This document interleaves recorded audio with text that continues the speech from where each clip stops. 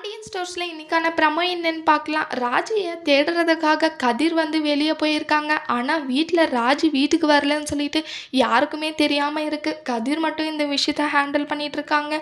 ராஜி வந்து தேடுறதுக்காக கதிர் போயிருக்காங்க. நிறைய இடத்துல தேடுறாங்க. ஆனால் ராஜி எங்கே இருக்காங்கன்னே தெரியல. அதுக்கடுத்து கோவிலில் போயிட்டு பார்க்குறாங்க. ஒருவேளை கோவிலில் இருப்பாளான்னு சொல்லிட்டு ட்ராவல்ஸ்லேயும் தேடி இருப்பாங்க. ட்ராவல்ஸில் இல்லை, ஒரு கோவிலில் இருக்காங்க. அப்புறம் கடைசியில் ராஜி அங்கே போயிட்டு ராஜியை கூப்பிடுறாங்க. எதுக்காக இந்த மாதிரி கோச்சிட்டு வந்து உட்காந்துட்ருக்க, ஏன் வீட்டுக்கு வரல, இன்னும் ட்ரெஸ் சேஞ்ச் கூட பண்ணாமல் இந்த ட்ரெஸ்லேயே வந்து கோவிலில் இருக்க அப்படின்னு சொல்லிட்டு திட்டுறாங்க.